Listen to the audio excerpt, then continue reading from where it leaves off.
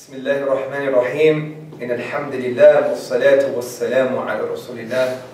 To proceed, Ikhwan and Akhawat, respected teachers, ulama, I greet you with the warmest Islamic greetings of peace. Assalamu alaikum wa rahmatullahi wa barakatuh. Come on, asshole. Balasi. That's the only hardly much Bengali I know.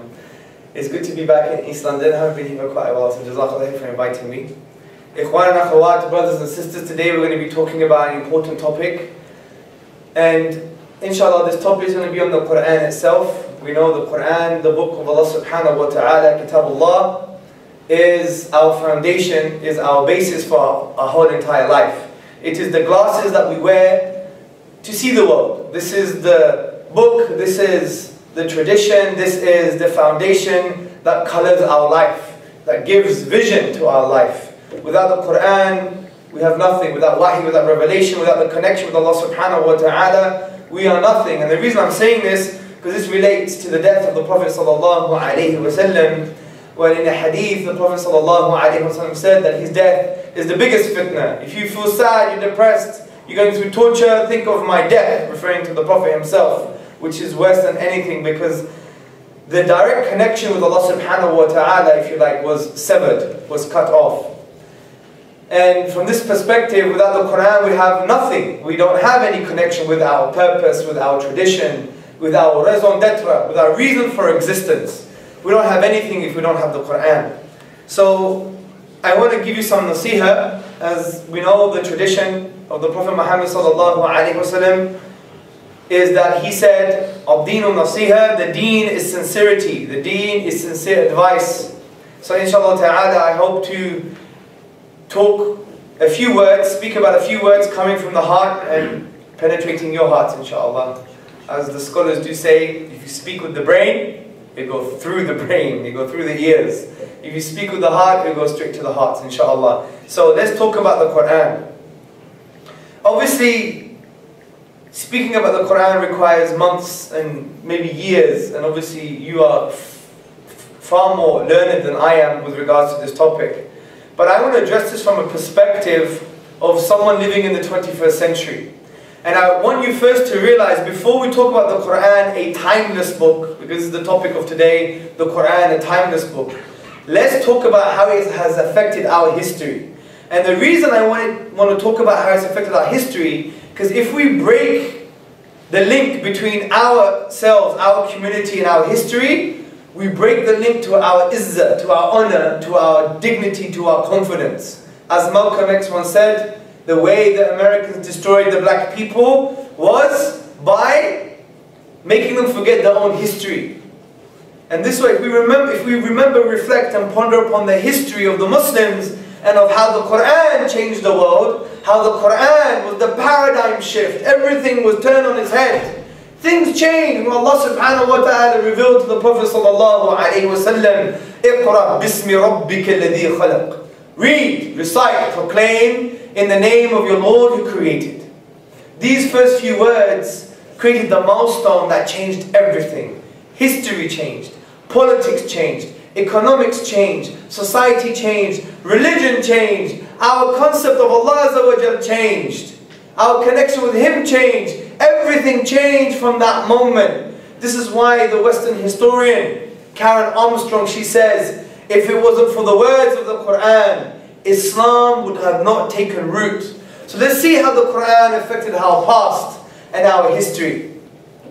And let's start with technology. Who has an iPhone? Many of you, many sisters have an iPhone as well, I bet. You may have an iPad, a computer, a telephone, some kind of system, whether it's in your car, whether it's in your phone, whether it's in your keys, whether it's anything that you use that has technology. This is as a result of the Qur'an. You may think, what is Hamza talking about? Well, listen to me very carefully.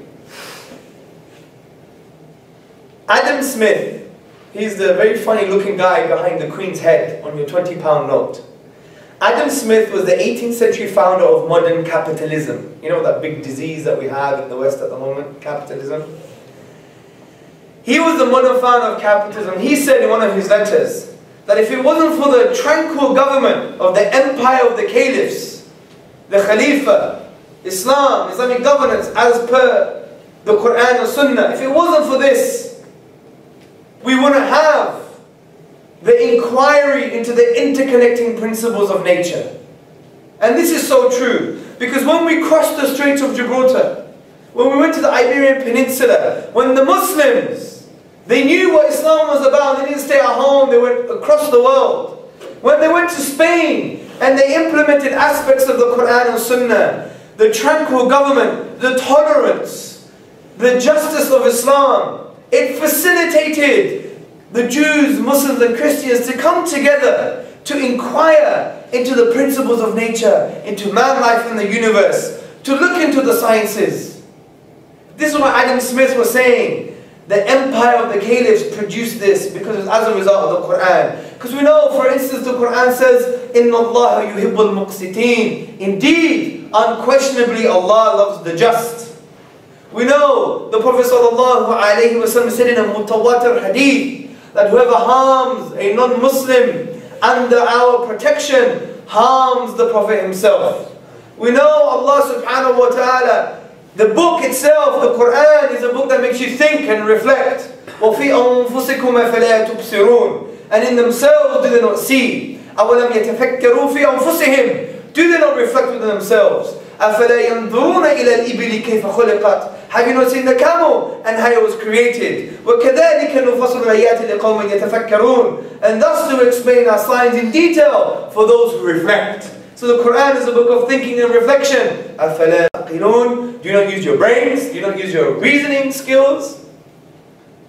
So when this was implemented on a social political level in our society such as Spain, what happened? You had the likes of Musa bin Maymun. Musa bin Maymun was a Jewish scholar. The Jewish people called him the second Moses. That's how important he was. He wrote many works in the Arabic language. We had many manuscripts on astronomy, physics, mathematics, geology, geography, history, poetry, literary studies. And this was the basis for the scientific revolution. Why? Because when the Christians overtook Toledo again, you've heard of the Inquisition, you heard of the Christian tyranny from that perspective. When they took Toledo again, many of the European scholars, they traveled to Toledo and they picked up manuscripts. Ikhwan and akhawat, brothers and sisters, they picked up manuscripts on science, on mathematics, and from there they developed the algorithm. And without the algorithm, you can't have a computer, you can't have an iPhone, you can't have a car, you can't have anything with technology that requires a computerized system. So as a result of Allah, because He revealed the Qur'an and Sunnah that was implemented in Spain, that created the environment to look into these things, if it wasn't for Allah, you would not have the iPhone. Go to the Apple store and tell them outside the Apple store you must have Alhamdulillah Rabbil Alameen. You must have those words. And tell them why. Because it's of the Qur'an that you have the algorithm, because we create an environment that produced the people that would search into these things. Not the tyranny of the Christians at the time. Because even a Jewish historian, Zion Zohar, what does he say? He says, thus when the Muslims crossed the Straits of Gibraltar in the Iberian Peninsula, the Jews saw the Muslims as liberators from Christian persecution. Allahu Akbar. This was the reality of Islam. This is our history. So go outside Comet, go outside PC World and tell them, demand and say, thank Allah Azza wa Jal. Even if you don't believe in Him, because of the concept of Allah, because of His revelation, He created all of these things. This is why Professor Thomas Arnold, not Professor Abdullah Hakim, but Professor Thomas Arnold, not a Mufti or a Mullah, but a Westerner, he says that if it wasn't for Islamic Spain, we would not have the Renaissance and we would not have the scientific revolution. The Qur'an created Western civilization. The academics know this. The Sun News doesn't, Sky News doesn't, BBC doesn't, but it's our job to teach them. So that's the first point in history, how the Qur'an changed the world. Scientific revolution. Second point, the presumption of innocence. Any of you, if you were caught in school with some weed, or you were being very naughty, and you're taken to prison, or you're taken to the court, you know in this country in the West, you have the presumption of innocence. You assumed innocent before you're guilty, unless you're in Guantanamo, of course. May Allah free our brothers and sisters. So, we know that you assumed innocent. This principle, that's the most important legal maxim in Western civilization, came from where? The Qur'an and the Sunnah. Trust me, you don't know this, but you need to learn your history so you can be proud. Not in an arrogant way, but you know that the deen of Allah changed the world. And let me tell you why. King Louis the IX, he traveled to the east and he met a monk. And this monk, he was researching into the Qur'an and the prophetic traditions. And he advised, and there was a conversation according to one of the chroniclers. There was a conversation between King Louis the IX and this monk. And the monk said, if you want success, implement justice like these people implement justice. The book talks about justice. And he quoted some verses or some lines that are exact copy of a hadith in Bukhari. The monk did this. And King Louis was inspired. He went back to Europe, went back to France, and he implemented in Europe the most important legal maxim ever, which is the presumption of innocence. And we know this resonates in the statements of the Khulafa, in the statements of Umar ibn al-Khattab radiallahu anhu, in his famous letter to the judges. So King Louis IX was inspired by the monk that was inspired by the hadith. And we know the hadith is revelation as well. And without the Qur'an there is no hadith. So you may think Hamza Tzortzis is making this up. He's taking it from left field, pulling out from the skies. No, I'm not. And listen to me carefully. There is a 1980s academic article by Marcel Boissard. It's called On the Probable Influence of Islam on the Presumption of Innocence.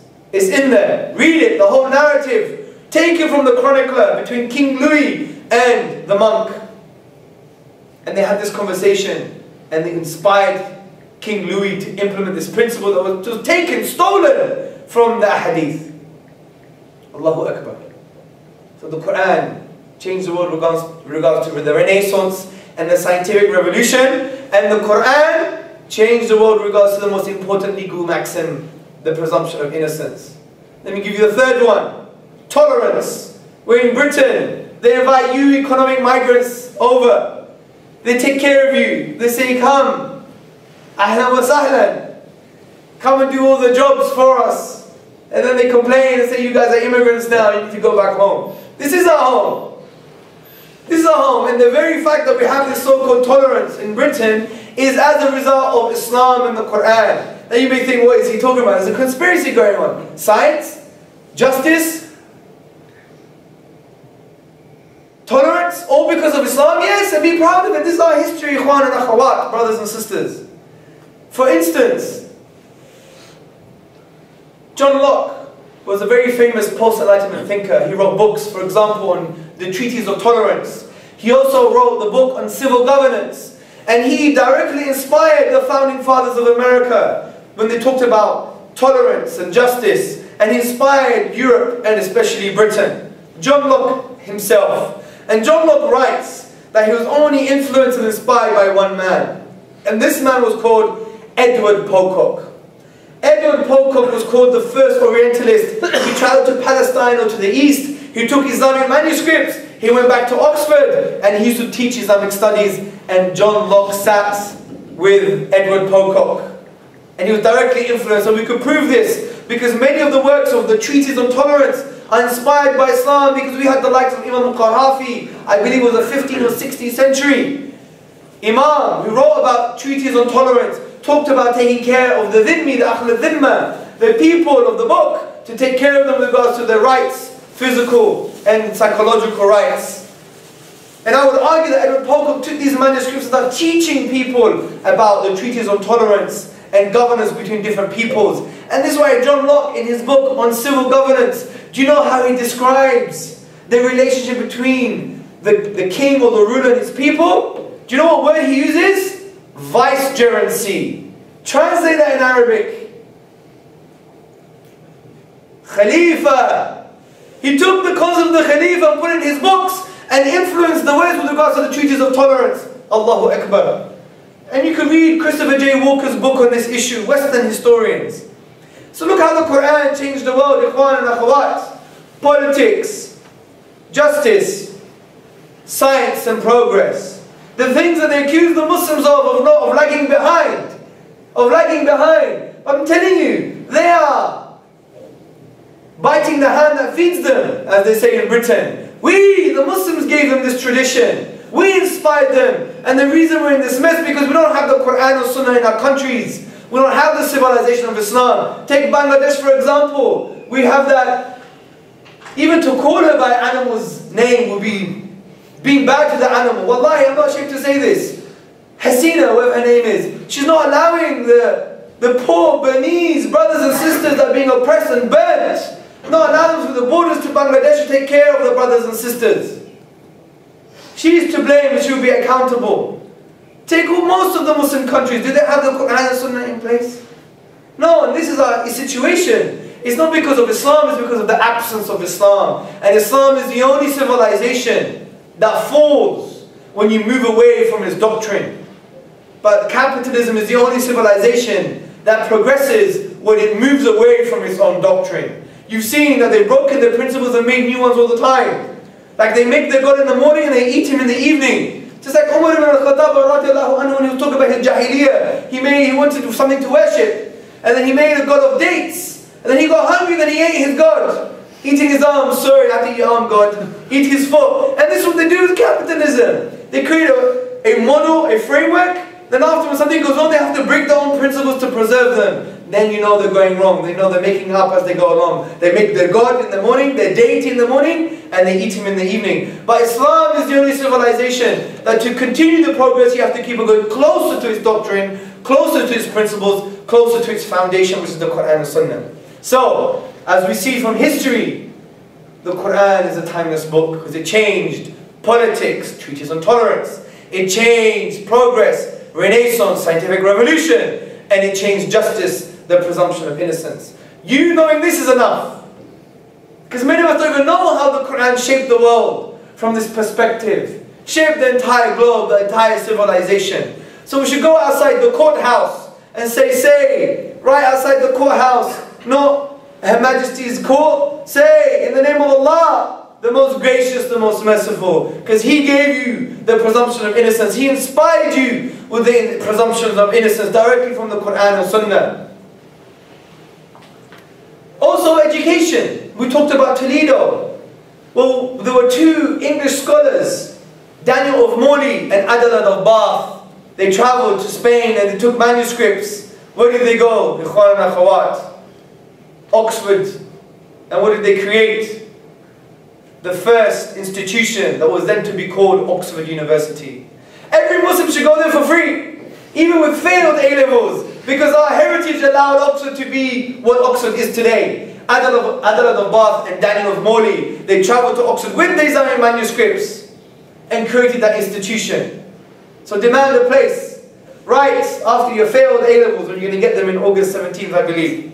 Write and say, on your letter or your email or your personal statement, I demand my right to be in Oxford University because you have not thanked Allah and Islam and the Muslims for the emergence of this institution. Because Adalad of Bath, Daniel of Morley, that influenced this institution was directly influenced by Islamic Spain, which Islamic Spain was directly influenced by the Qur'an and Sunnah.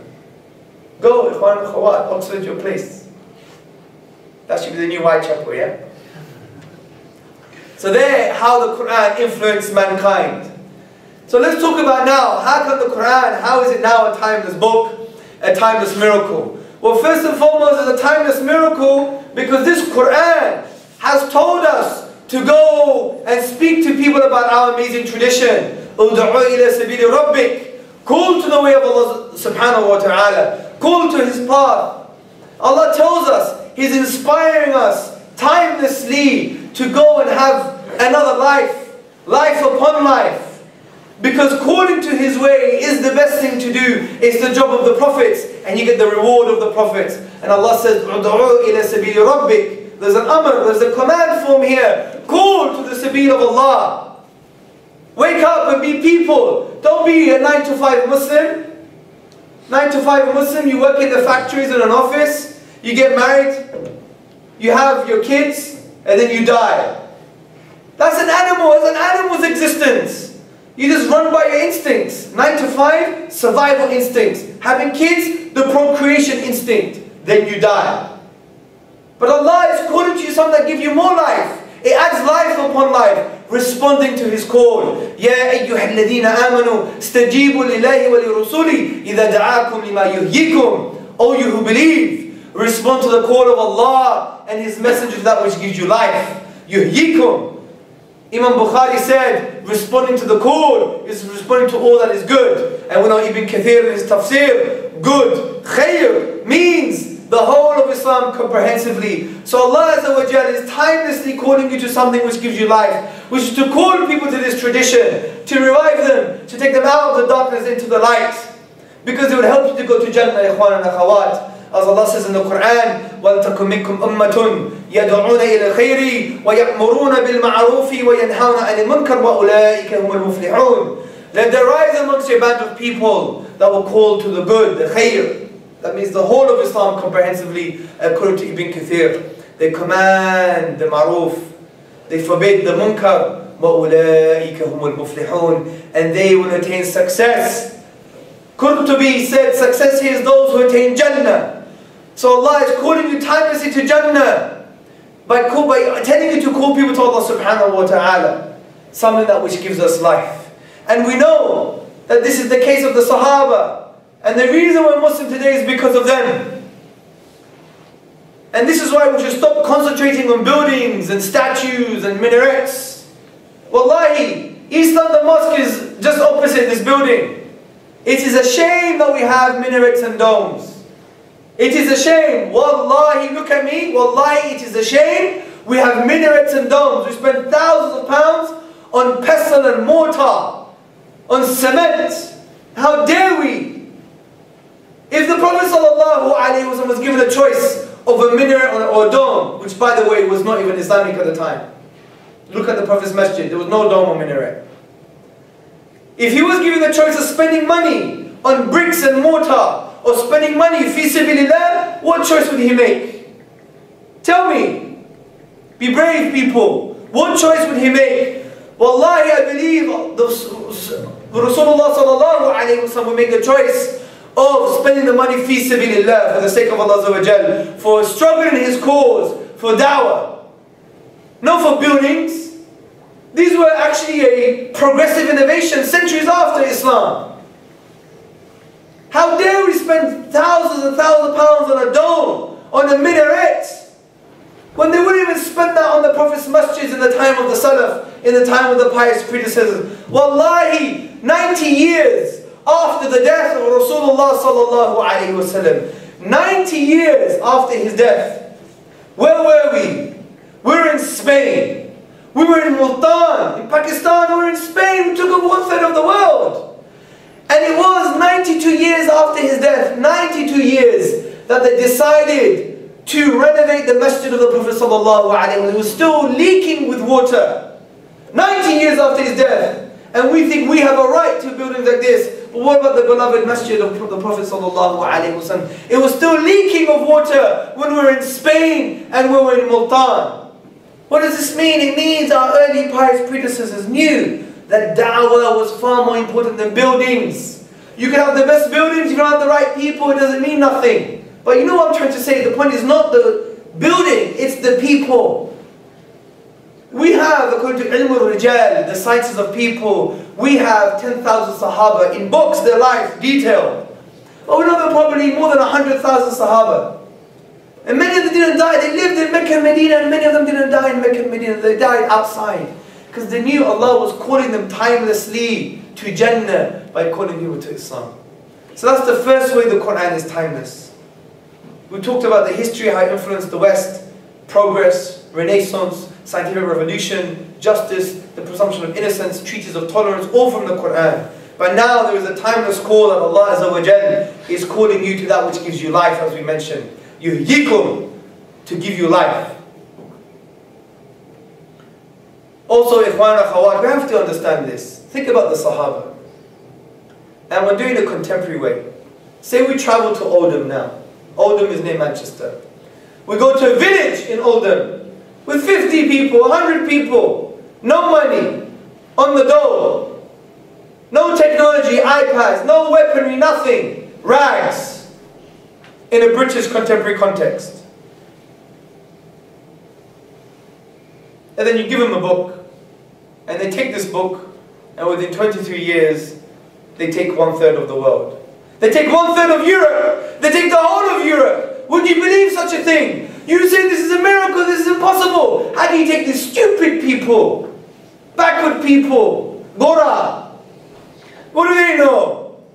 They just have their fish and chips, they're unemployed, they don't have any weaponry or any kind of resources. But you give them a message, and then they stand up, they revive themselves and take over the whole of Europe. If I said this could happen, you probably think this guy's crazy. Well, this is what Caroline Hillenbrand, a famous academic historian, she says, I cannot explain how the people of Arabia, the Quraysh, the Arabs, in the state that we're in, after one book they took 1/3 of the world. I can't explain this historically, naturally, even from an anthropological perspective. We cannot explain this, Caroline Hillenbrand. And the Sahaba did this because of the message of Islam, Tawheed. Let's go to the second point, how the Qur'an is timeless. The Qur'an is timeless because it creates people that advocate the message we spoke about in the first point. And this is the most important point, because the Qur'an fundamentally, if you look at any of the mufassirun, the tafasir, the exegesis of Islam, of the Qur'an, you will see they will say the primary goal of the Qur'an is to speak about Tawheed, affirming the oneness of Allah subhanahu wa ta'ala, affirming His oneness, proclaiming His oneness, worshipping Allah. And this is the Qur'an, the message of Allah subhanahu wa ta'ala. But this message shouldn't be academic. It shouldn't be, okay, what do we understand of uluhiyyah, rububiyyah, His names and attributes, all the categories of Tawheed? Fine, that's academia. But what does Tawheed mean here? How is the Qur'an supposed to make us be revived in our hearts? Is by internalizing Tawheed and really understanding Allah is not a concept, He is a reality. And understanding that Allah's oneness is something that revives us, is something that could make us take over the whole world because of understanding what Tawheed really means. Take, for example, the Quranic statement and the statement that can be found in the traditions of the Prophet Muhammad sallallahu alaihi wasallam. For instance, La hawla wa la quwwata illa billah. What does this mean? Many of you could probably do the grammatical analysis on the statement. That's not the point. The point is, what does it mean here in your heart? What does it mean here? How have we internalized Tawheed? Because Tawheed, from this perspective, is saying there is no true power apart from the power of Allah subhanahu wa ta'ala. There is no might apart from His might. There is no power apart from His power. He is the source of all power. So upon internalizing this, what does it mean? It means we're not victims anymore. It means we do not fall for the victimhood trap. We do not blame others for our situation. We don't say it's the Zionist fault, or it's the American regime, or it's the neo-colonialist power. We don't point the finger. Because once you give blame to others, you're giving them the power. You give them the power for change. You don't give the power to yourself for change. You don't give the power. In our camp, you think there are two unchangeable camps. One that belongs to the people who are oppressing us, and one that belongs to us. And we have no power, they have all the power. It's binary, it's black and white. But this is false. This is not the reality of the Sunnah, to be a victim. This is not the reality of the Sahaba, to be victims. This is not the reality of the Qur'an or Sunnah. This is not the reality of Tawheed. Because internalizing Tawheed, we realize, Ikhwan and Akhawat, that there is no true power apart from the power of Allah. So it's not the Zionist fault anymore. These things like the Zionists, or an obstacle, or EDL, or Joe Blogs, or whatever the case may be, or Sky News, or Fox News, they're just tools that Allah uses to bring about His will and His power. These are just tools. So in reality, there is no intrinsic power. You can't blame them, blame Allah. It's from Allah. Allah is the source of these things. How dare we attribute these things power? That's almost being a mushrik. That's what an atheist does. The natural world has intrinsic power. This is why Dr. Jafar Idris said the atheists are mushriks by definition, because they attribute power to the creative world. But we know that it doesn't have true power. Intrinsic power belongs to Allah. So from this perspective, it should empower us to be the people, like we mentioned in the first point, to take over the world and show them the justice and mercy and rahmah of Islam. And we can only do this if we internalize what Tawheed really means. And from this perspective, when we go and try and achieve something, we can't blame others and say they're an obstacle. Rather, we know these are the things that Allah has used to manifest His will and power. And I ask you the question, do you know Allah's will? Do you know Allah's will? Of course you don't. So therefore, that means it gives you a whole new realm of possibility to do what you can and try your best. This is why Abu Bakr radiallahu anhu, before he was managing the armies, he would be making dua to Allah so much and raising his hands. And he'd be crying. And people would see him and think, this person is going to lose the battle. He's relying so much on Allah. He's finished. He has no power himself. But when he was on the battlefield, what did he do? They saw him and they said, this man doesn't need anybody else apart from his own self. And this is what Tawheed does, ikhwan and akhawat. You realize all power, all will is from Allah Azza wa Jal. If the whole army of the enemies were to come and try to afflict harm on you, they could not afflict harm on you unless it's the will of Allah. This is a profound Quranic statement. No harm can befall you, no good can befall you, unless it's from the will of Allah. This is such a simple, profound concept. If we learn to internalize it, we'll be so brave like the Sahaba were. And we need brave people. People need to call all of you crazy Majnoon, because they called the Sahaba and the Prophet Majnoon. Because what made them tick, what made them drive, was the real driving force of Tawheed. That they can achieve anything in their life in accordance to the will and power of Allah Azza wa Jalla. And nothing else stops them. They don't think, use hikmah. Don't worry. You know, we're weak now. The kuffar are powerful. The Zionists are too strong. Close your mouth.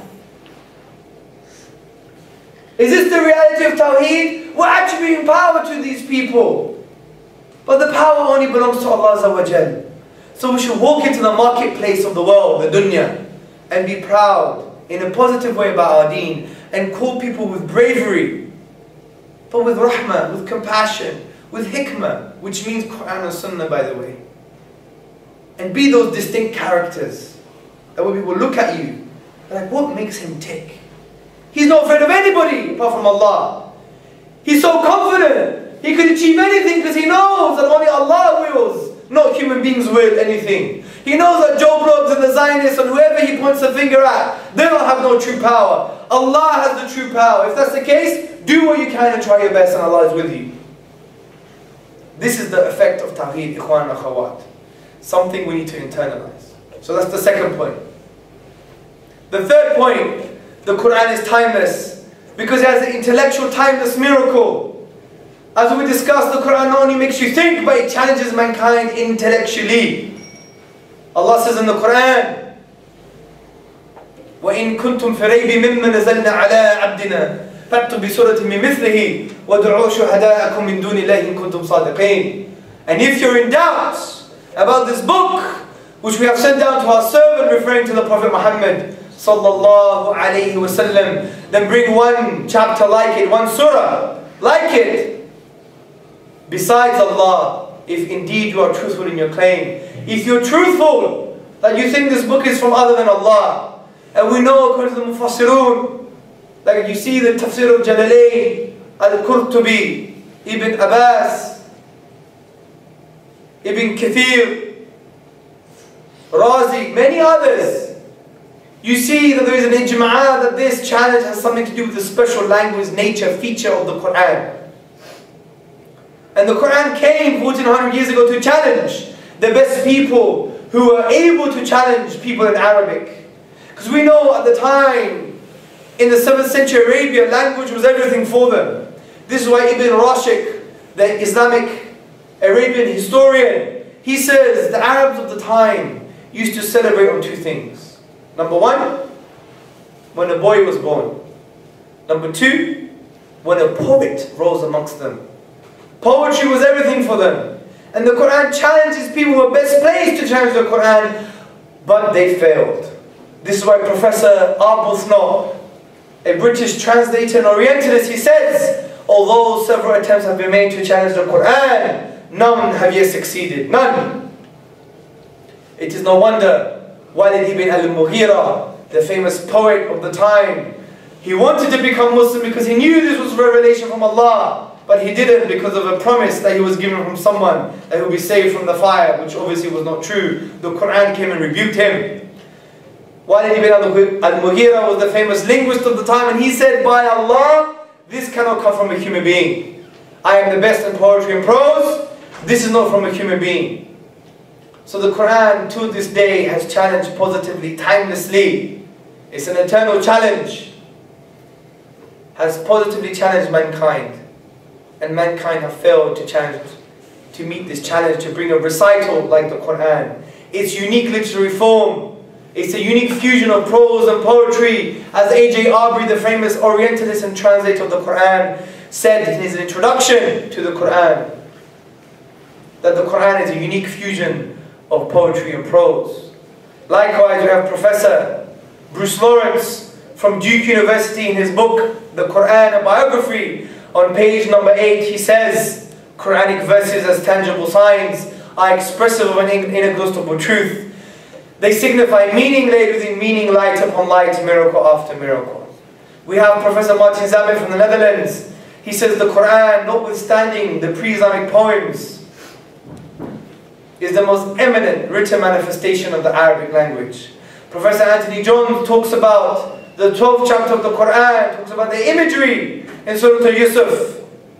We know Professor Neil Robinson in his book, Discovering the Qur'an, a Contemporary Approach to a Veiled Text.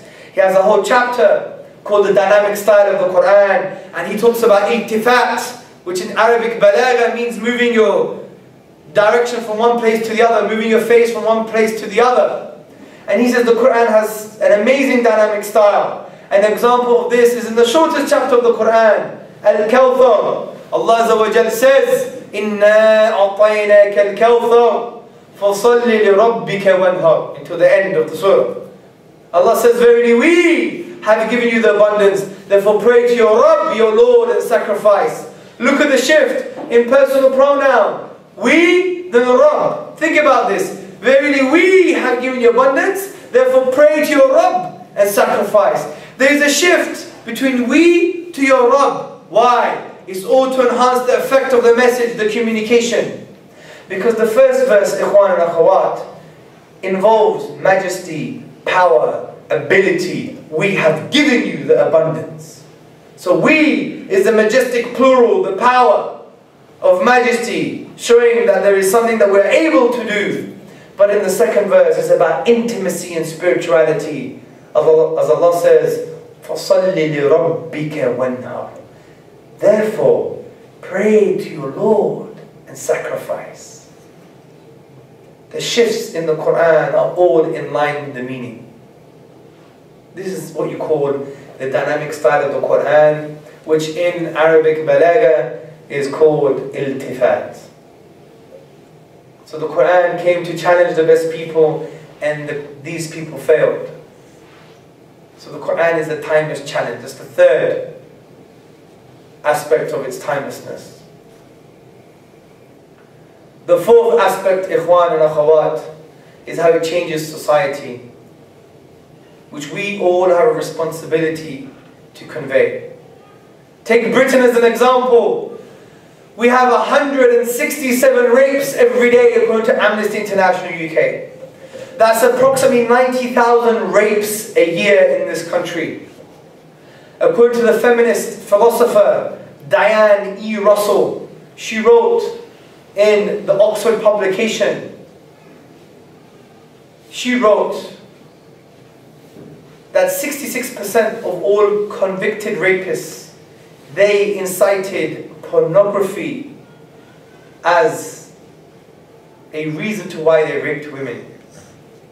66% in this liberal society, from its so-called absolute freedoms, it allows the individual freedom of watching pornography, but there is a direct correlation between pornography and rape, even by feminist philosophers and sociologists like Diana E. Russell. This is why American college students, 35% of them, said they would rape a woman if they could get away with it.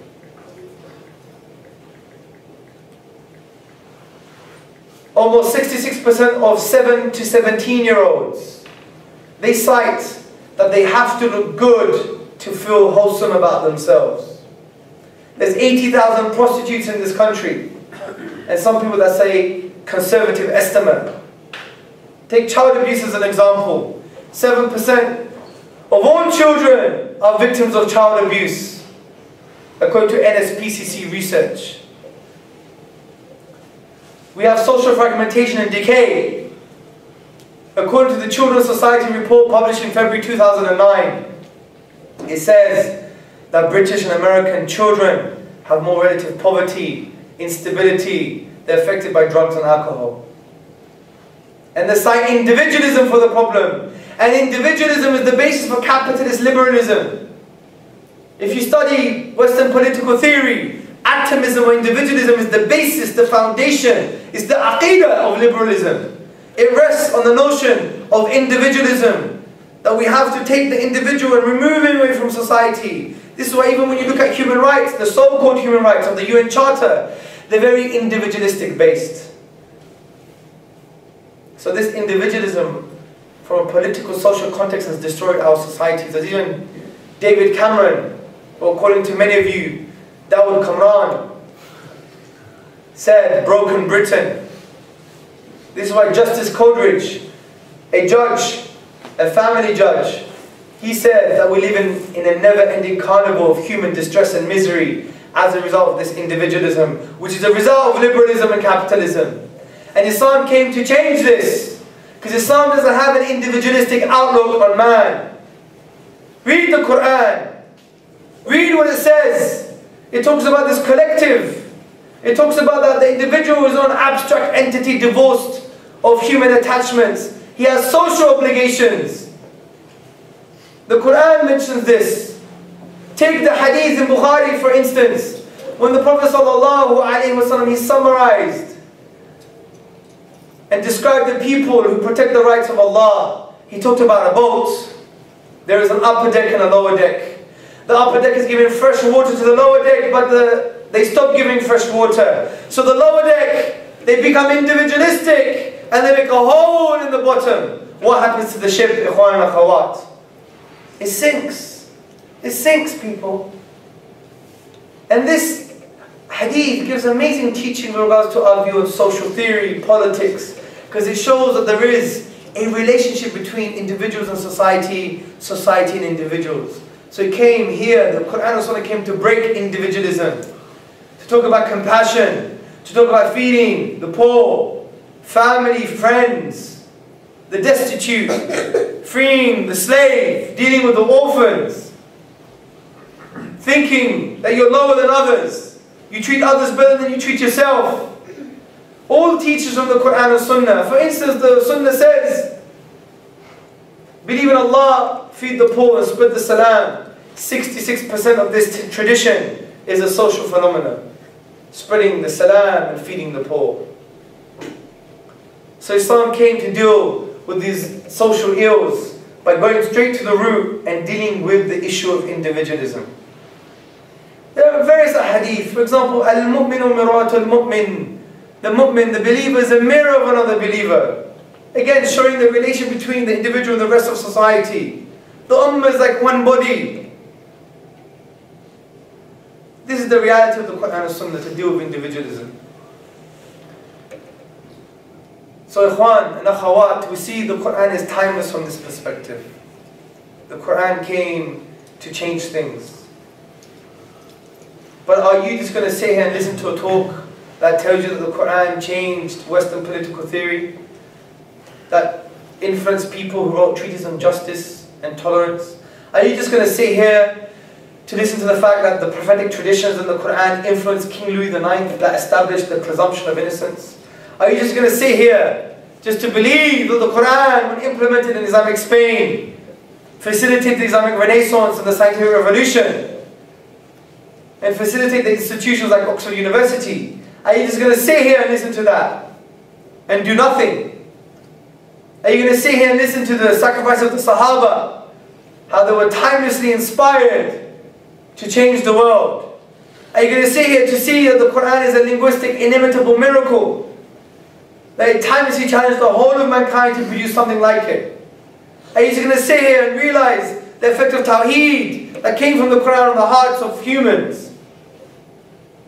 Or are you just going to sit here and listen to the fact that the Qur'an changed the world? You're just going to listen and that's it and not do anything? Are you just going to listen to the fact that the Muslims were the ones, as a result of implementing the Qur'an and Sunnah, change history forever? They preserved the Jewish community. As an ex-Zionist journalist called Yuri Avnery once wrote, that every honest Jew must thank Islam and the Muslims for their survival.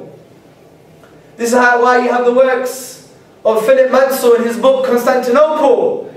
He cites a primary source, a letter from a rabbi, written in 1453. This rabbi invites the Jews to the lands of the Muslims, the Turks. Come to the land of the Turks. Rich are the fruits of the earth, we're not oppressed with heavy taxes, we live in peace and freedom. We also had the Jewish historian Heinrich Gratz, the 19th century Jewish historian. What did he say? He said the Jews lived favorably under the Mohammedans. We had the monk Bernard the Wise. He traveled to Baghdad, I believe, and he wrote a letter saying that if you left your belongings somewhere and you left them for a few days and you come after a few days, they will still be there for you to collect them. Such was Islam because of its people, inspired by the Qur'an and the Sunnah. What about the Jewish historian Amnon Cohen, who wrote a 2-volume book, A World Within? He collected 1,000 records of the judiciary under Islam. And he said, although the Jews had the liberty and freedom to go to the rabbis, the majority of them chose to go to the Qadi, the Islamic judge. They knew Islam had justice. The Qadi had justice. Because what he implemented, which was the Qur'an and Sunnah, was based on justice.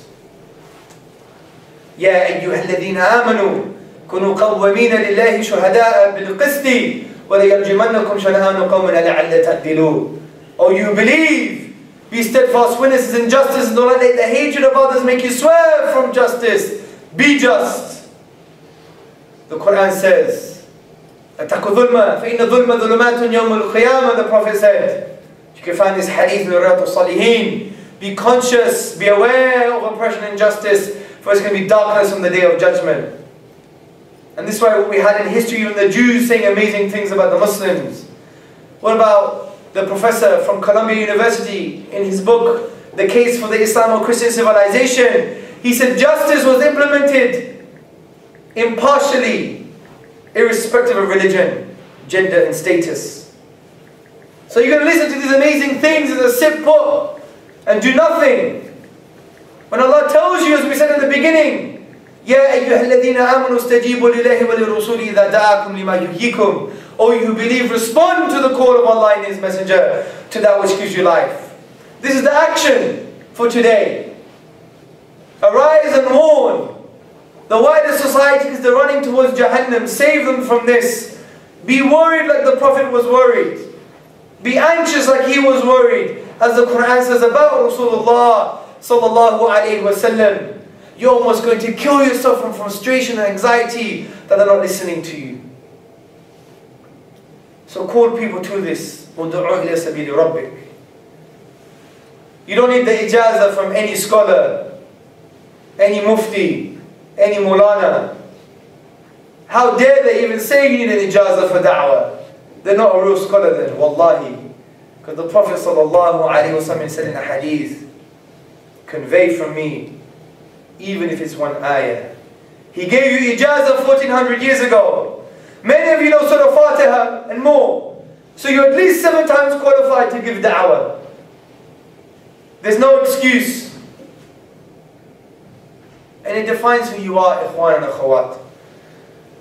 The Prophet ﷺ said in a hadith that can be found in the Arba'in of An-Nawawi, the 40 hadith of Nawawi, لا يؤمن أحدكم حتى يحب لأخيه ما يحب لنفسه.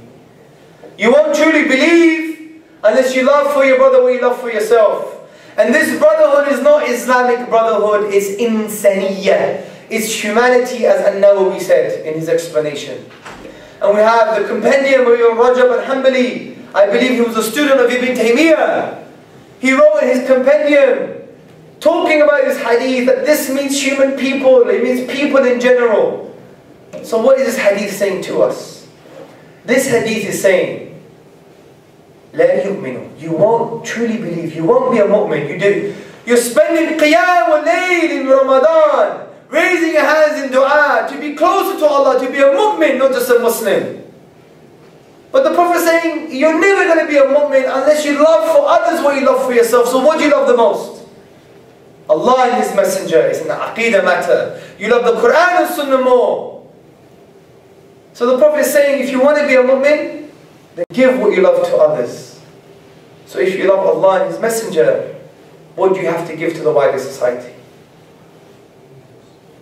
Tell me. Da'wah. You have to give them da'wah now. Don't be like the people of the Sabbath. We have this story in the Qur'an. There were 3 types of people when Allah Azza wa Jalla commanded they don't fish on the day of the Sabbath. 1, people disobeyed Allah, they were made into monkeys and pigs, they were destroyed. The 2nd people, they obeyed Allah but they never gave the da'wah, they never command the ma'ruf and forbid the munkar. And Allah kept silent on them, according to Ibn Kathir, which is the strongest opinion. The 3rd group, not only did they obey Allah, but they told the 1st group to fear Allah. And Allah praised them. So my question is, do you want Allah to be silent on you, or do you want Him to praise you? The one worthy of all praise, He's praising you if you give da'wah and you command the ma'ruf and you obey Allah. Case closed. Please promise to yourselves in this month of Ramadan that you engage in the da'wah, ikhwan and akhawat. I'll end it there. We've spoken a lot about history, about the timelessness of the Qur'an, about da'wah, about tawheed, about the renaissance, about scientific revolution, about justice, about the presumption of innocence, about the linguistic miracle of the Qur'an. We spoke about many things. But let's open it out to Q&A in the last few minutes we have. Oh, of course, this is a big topic, akhi. And there's not in a nutshell, like a bar nut, yeah? Bismillah ar-Rahman ar-Rahim. But we know that we have to emulate the character of the Prophet sallallahu alaihi wasallam. Allah says in the Qur'an that in the Prophet there is the best example. And we know according to the hadith narrated by Aisha radiallahu anha that the Prophet sallallahu alaihi wasallam was a walking Qur'an. So let's take some features of the Qur'an to our personality. Let me take 2 that we deny all the time. Forgiveness, rahmah. Wallahi, in our community we forget this sometimes. In our community we have brothers and sisters who don't speak to each other for months. We have family feuds, especially in the Bengali community and the Pakistani community. I know. I've entered those communities from a Greek background. And I look Pakistani but I'm Greek. I converted to Islam nearly 9 years ago. So the point is, ikhwan and akhawat, I've entered your communities and I've seen some things that are very disgraceful. Individualism, what's in it for me? Lack of mercy or rahmah, judgmental attitudes, lack of forgiveness, lack of love. The Prophet ﷺ said, if you love someone, tell them. Tell them. Some of you have never heard that word from your fathers. I'm not going to ask you to put your hand up. But I know, wallahi, some of your dads, you've never heard it from your father, the word love. It's a neglected practice. Ibn Qayyim said, when you see rahmah, you should see Islam. And this is why we grow up, especially as Asians, with inferiority complex, lack of self-esteem. Because we have these instilled values. Islam has become a shell. Who's heard of Alam Shah? Alam Shah is an apostate. He wrote a book called The Young Atheist Handbook, just come out, and I've read it. And I've read some of it, and I feel sorry for him. I empathize with him. He was brought up in an environment that his dad had no compassion with him. Islam was his do's and don'ts, beards and throws. Wallahi, even goats have beards. Doesn't make you special. It makes you special because you're obeying Allah and obeying the Prophet. Not because there's dead protein on your face. I have a hijab now, I'm pious. No, you're not. Even slugs cover themselves. They're called snails. It means you're pious? This is no. You're doing it because of the obedience. Taqwa is reaching Allah, not the cloth itself. We've messed up Islam. It's become very rabbinical. Don't get me wrong, we have our fiqh. But there are reasons. Why do we do the first? Because of obedience to Allah. Because we love Allah. We want to obey Allah. We want to fulfill our purpose in life. That spirit has been neglected. This is why Islam is form and spirit from that perspective. And we bring both together. This is why you have some sisters that have more haya than sisters with niqab. Sisters with no hijab have more haya in the body language. You see some sisters that say sometimes, yeah, bruv. Yeah, no hijab, right, bruv. We have some sisters with no hijab, and they're like very humble, they have amazing haya. They're both right and both wrong. One is right the way they look, one is right the way they are. They both have to be together. I know brothers, clean shaven like butts, but naked shaven. They have more piety than we have. They forgive, they give sadaqah, they give charity, they do qiyamul layl. I've seen this for myself, ikhwan. But some of our brothers, when they wear beards up to their ankles, ankle warmers. Don't get me wrong, it's good to have a beard, very long beard. It's a sunnah, it's an obligation, okay? But the point I'm trying to say is this. We've become people of we've become an outward shell. What about the message of the Qur'an? In the 91st chapter of the Qur'an, Allah says, be of those who are compassionate, forgive and overlook. Furqan, the chapter of the differentiator. What does Allah say? Chapter 25, I believe. The servants of the merciful are what? When the foolish address them, say salam. They forgive. They pray at night. So this forgiveness and this tolerance, this love is so important we neglect it. In developmental psychology, I did psychology at university, you see if you don't give love, you're going to get the apostasies of the children. What do you expect? Our elders, what do they expect? They complain. I get parents complaining to me. My son's an apostate. Well, what have you done? What did you do? Islam was do and don't. Islam was get hungry in Ramadan and get sweaty by wearing hijab. That was it. So you're hungry and sweaty as a Muslim. That's all you have. That's all you feel. Because we don't have the rahmah. Wallahi, what does Allah say about the Prophet ﷺ? What does he say? If you were harsh to them, they would not listen to this message. So what does it say about da'wah and giving the message of Islam? That compassion and mercy is the mechanism to affect change, is the mechanism to deliver Islam to people. Jamakhshari says about this hadith, about this ayah in the Qur'an, that it's about the niceness, kindness, love. Allah is saying they wouldn't have listened to you if you were otherwise. So who are we? So ikhwan, if you have parents, sisters, ikhwan, if you have children, akhawat, if you have children, say to them you love them. The power of the word. Act lovingly and say things lovingly. You build the self-esteem. Wallahi, we have a lot of brothers. I came from a kafir background. My dad's almost a mushrik. He believes God's inside him. Allah guide him. He's an amazing man though. I came from this environment, and then I came into the Muslim community, and I'm like, oh my God, we lack self-esteem. My dad taught me self-esteem. He told me I could move mountains. Even from the age of 7, he said you can achieve what you can. Be brave and bold, don't have an inferiority complex. As a kafir, and we have Islam, we have the solution, we have everything that is required, but we don't use it. That's the failure of the Muslim. That we don't use what we've been given by Allah Azza wa Jal. Allah knows us better than we know ourselves.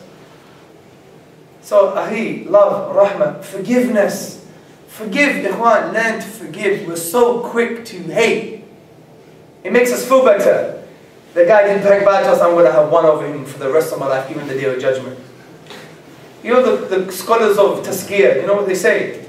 If someone has asked everything for forgiveness, on the day of judgment you have no right over them. Allah may punish you for your arrogance for not forgiving. So be careful.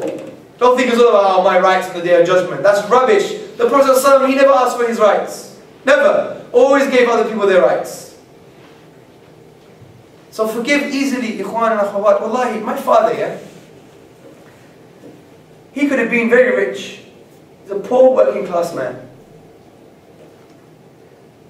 My grandfather had a lot of land and shops for him. But my dad gave it away and allowed his brother to take and steal it all. For the sake of unity in the family. It was my dad's right. And my dad was poor. Sometimes in Hackney, I used to go to the chemist with coppers to get my mum's sanitary towels. That was my father. He's a kafir. He learned to forgive his brother. Many of us, who knows a story in the family where brothers are feuding because of money? Or families are feuding? Everybody, don't lie. Everybody, almost everyone. My dad's a kafir and he implements these amazing principles of, you want the dunya, take it. You know how powerful forgiveness is? It's so easy to hate. Especially your brothers. Forgiveness is so powerful. It takes a brave man to forgive. Don't you want Allah to forgive you? SubhanAllah.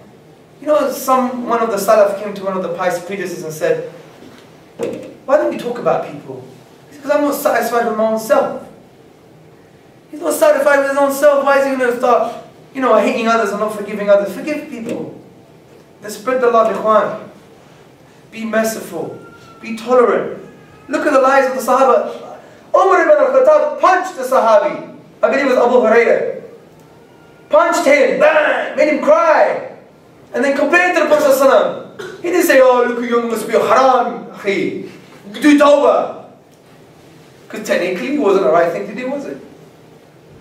He didn't say, oh, this, that, the other. They were brothers. If you read the stories of Sahaba, the things that would do Abu Bakr and I forgot the other Sahabi when they were like arguing over something, over a date tree. And Abu Bakr demanded him to say something to him back because he said something a little bit wrong. And they ran to the Prophet ﷺ. Human relationships, but they forgave so quickly.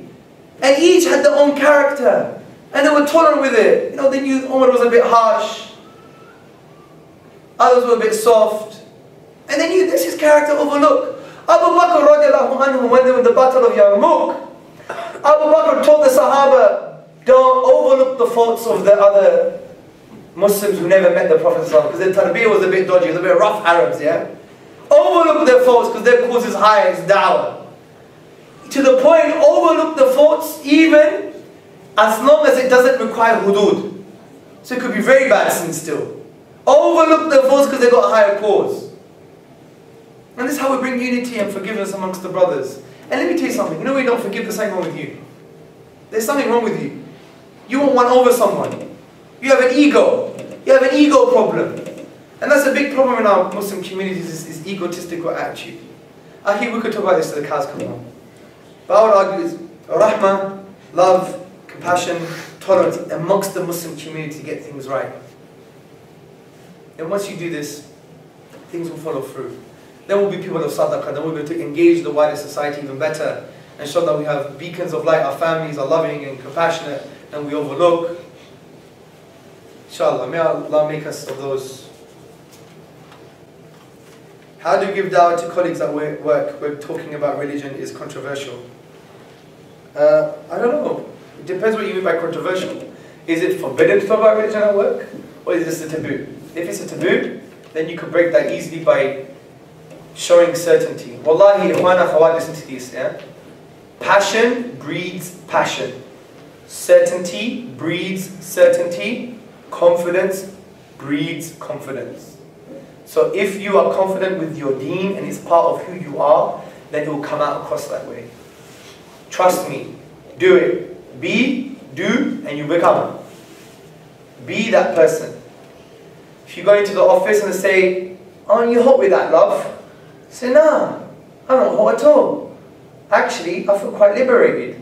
Because I'm not doing things because Vogue magazine told me to do it.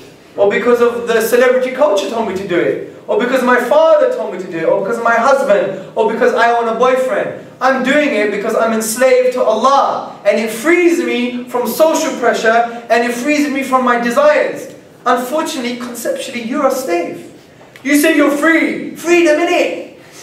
Yeah? Free? High heels, are you free? Wallahi, when I was at work, I used to custom women with high heels. How are you really comfortable that your feet are manky? They're messed up, mash up. So you're free? You tell me you're comfortable with that? Oh, it makes me feel better. Why? Because people like it. Oh, so you're a slave to other people's expectations. But a Muslimah is the most freest woman on the planet because she's not enslaved to her desires and ego. She's not a slave to society and social pressure. She's enslaved to Allah. This is why Ibn al-Qayyim, he said that true freedom, liberty comes from enslavement to Allah, ubudiyya, servanthood to Allah subhanahu wa ta'ala. Imagine you said that. You would like, whoa, whoa, whoa. It would make them think. And you say, if you don't believe in Allah, I could show it to you. If you don't believe in the Qur'an, that frees me from this, I could prove the Qur'an to you. Here, have a read, and let me talk to you about its linguistic miracle. Because forget what it says sometimes. Because if it is true, whatever comes from truth is truth. So prove the basis. Prove Tawheed. Show that is the correct concept of Allah Azza wa Jal. So I would argue, confidence breeds confidence, passion breeds passion. Do that. And remember, any conversation is a da'wah conversation. You just have to practice. And the way to do that is by saying, even if it's a political thing, say, I don't know, say you're talking about the MP's expenses. It's all over the news. You're at work, they're complaining about it. Say, you know what, in my humble opinion, if we're more Islamic, this wouldn't be an issue. What do you mean, oh, Islamic fundamentalist is rubbish, yeah? So, well, if you have a minute, I could explain to you the concept of Islam, which make you understand what I'm talking about. You see, anything could be linked that way. And then give them the concept of Islam. Oneness of Allah, Allah exists, the Qur'an is from Allah, the Prophet was the Prophet. What comes from this truth is true. Khalas. Every conversation is a da'wah conversation. Even if you talk about stoning, the Independent, the other day, was a few months or years ago, there was a big spreadsheet on like the stoning in Iran. Look at you guys are barbaric. So no, we're not. If you understand why we do certain things, although we don't believe in its manifestation in this sense because it's an unjust regime, because the hudud of Allah has to be implemented with justice and the judiciary. It's not jungle justice. But if you understand our way of life, you have to understand the concept of Islam. Do you have some time? I just want a yes or no answer, mate. How many days in the week, yes or no? You can't answer everything, yes or no? Do you believe in abortion, yes or no? Oh, well, it's far more complicated than that. Oh, so for your answers require nuanced discussion. Well, same with us. Let's have a conversation. You understand the concept of Islam, you will understand why these things are true and we believe in them. Do you have some time? And then bring them to Tawheed. How can you do da'wah to people when they get insulted and offended? Who get insulted? We get insulted? Or the people? I don't think the people get insulted. You mean, I think they should talk about we get insulted and offended. Yeah, so what? So what? So what? I mean, come on, man. If you're gonna compromise your belief because someone else is sad because you're trying to take them away from hellfire, then you know you should be thinking yourself as a spiritual doctor. You know, you can't blame yourself for their sickness. Yeah. So you're there and do it with compassion. Remember, you're going to get rejected. Wallahi, you've probably shed more blood and more tears for other than Allah. Here you're just going to get offended. You're not going to get hit in Britain usually. We probably got beaten up because of tribal feuds. Awami League versus BNP. Yeah? You know the politics in Bangladesh. Remember a few years ago, they were beating the crap at each other. Men with beards and topies. Awami League and BNP were beating the crap at each other. Wallahi on TV. For secular parties. For kufr. Kufr, man. Some kafir drew lines on a globe and we fight over those lines. Do you understand what that means, people? Kufr. There's no asabiyah in Islam. You know, some of us, especially in our Bengali communities here, especially in East London, we believe that history started in 1971. That's when the world began. In the beginning, 1971. And on the Pakistani community, I was reading this book on the untold genocides. It's an academic book. And I told when I was in Pakistan for 2 weeks, doing a tour in the private universities, I told some people about the genocide of the Bengalis. Many, many women were getting raped, many killed for as-sabiyah. They don't believe, they don't know the history. Like, no, how could Pakistan do this? Pakistan zindabad. Yeah? But it's all rubbish. It's all on both sides. I'm Greek, I'm allowed to say this, yeah? I'm married to a Bengali. Do you know that, yeah? Chittagong. So I'm married to Bengali, yeah? So, and alhamdulillah, you know, they took me on board like family, man. Wallahi, my mother-in-law, when I went to the first time in her house, may Allah preserve her, she said, she just loved me to bits because I was a convert to Islam. And I was so like gay then, man. I had tight jeans and tight tops and clean shaven, long hair, curly hair, wavy hair. I was like, Papa, I don't even look Muslim. But they still love me to bits, you see. So the point is, that's a lesson. You know my mother-in-law? She had a black couple in her house for about 9 months. She got a 2-bedroom house, there was about 6 people in there. She took the black couple in her house. We can't even do that. We can't even take a Bengali in the house. If a Sylheti won't take a Chittagonian, have you been on Bangla TV? The arguments, you just raise the issue between the Sylhetis and the South, khalas. You'll have thousands of calls. They're like this, they're like that, they're like this. Yeah? Asabiya, ikhwan and akhawat, it's a big problem, eh? I don't know how we talked about this now. How do we get to this? It's one of my chips on my shoulders, one of my rants. But anyway, how can we aspire our kids to become... Yeah, I know, it's probably a Bengali system, mashallah. They do that with the terms, in the phonetics, passionate about our religions, or our husbands who don't practice religion, they only work. Allahu Akbar. We chase the dunya. We chase the dunya. We're a cab driver, we own a restaurant, and we have a couple of houses with another one. Wallahi, if you chase the dunya, your mahar will be your akhirah. You get married to the dunya, your mahar will be your akhirah. You will give it away. My wife, do you know how much her mahar was? 101 pounds. Do you know where my wedding was? In her living room. Do you know where my walima was? At her friend's house. Do you know how much money I spent? Hardly anything. I know Bengalis from working class backgrounds in this country, you have to save 25,000 pounds for a wedding, and then you get divorced. Subhanallah, chasing the dunya, so important. Wedding, I swear, I know it, I've seen it. I was amongst Bengalis for years. And they'll complain, I've spent all my money. The brother, they put the money, they put a collective pot every month, yeah? And that money goes to someone's wedding or something. 25k on a wedding. What is that? I'm not saying it's haram. I'm saying it's stupid. It is stupid. There's so much dunya, 25 grand, when you could have a nice simple wedding. Fine, give £1,000 mahar. Have £1,000 wedding. 25k? Some of these weddings in the East of the Mosque are like 25k. They're the cheap ones. They're the cheap ones. And we strive for this, but we don't hardly strive for the deen of Allah Azza wa Jal. Imagine taking 1k and the 24k spending it for the sake of Allah Azza wa Jal. Giving it for da'wah. That will be the reward for life. Sisters, if your husband's work, just tell them you don't need the money. Explain to them, we don't need money. We don't need money. Just tell them. Use other examples. My wife, for example, she doesn't need anything.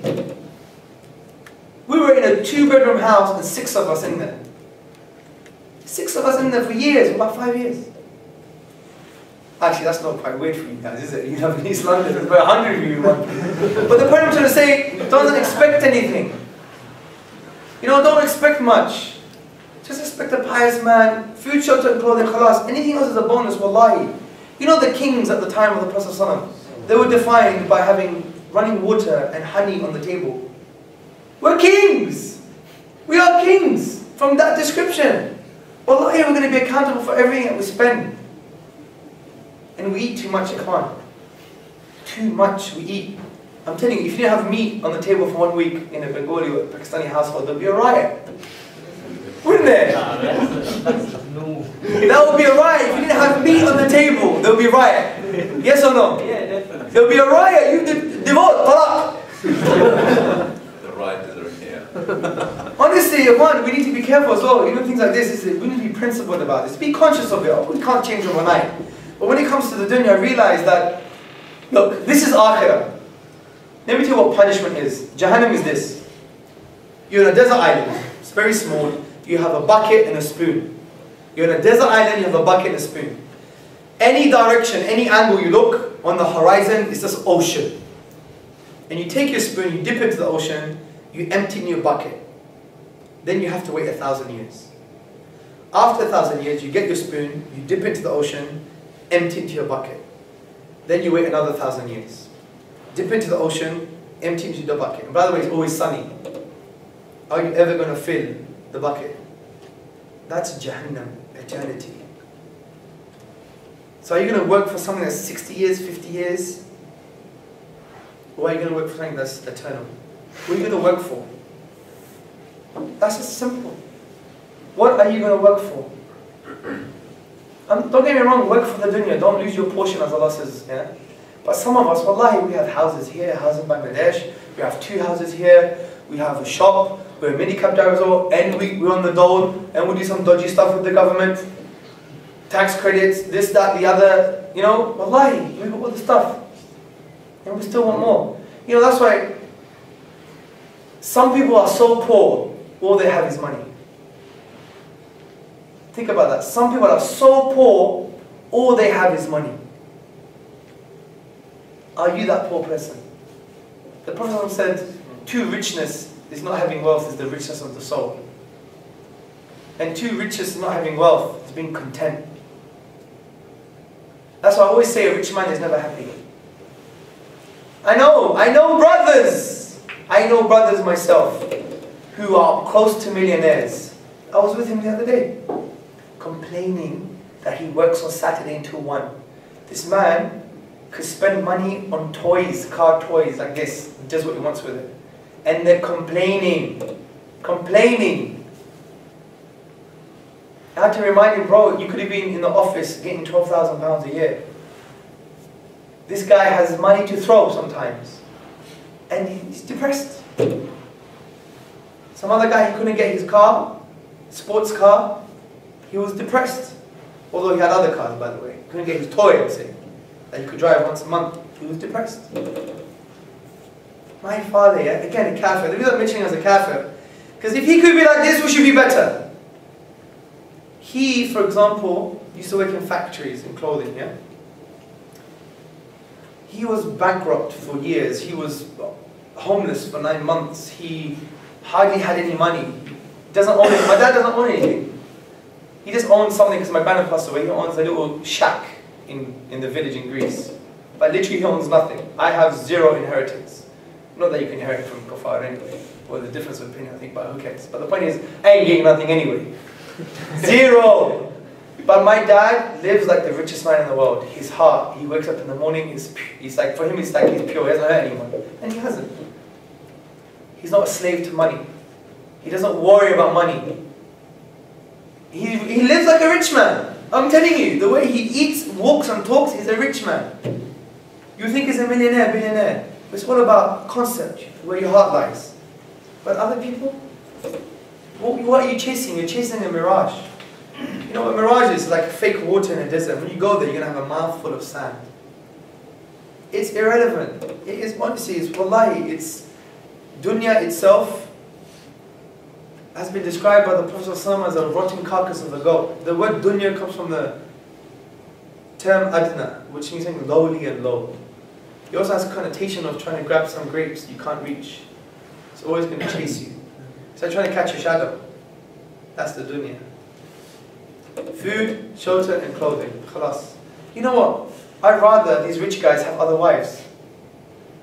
Wallahi! That's more rewardable. Rather getting another house, get another wife. It's sunnah. You're preserving another family. So many single sisters in their 30s with like 5, 6 kids or whatever, they can't get married ever. Take her on board, be pious, take her on board. I would do that. I'm not ashamed. Would you do that, bro? I know your wife's annoying. She might be in there.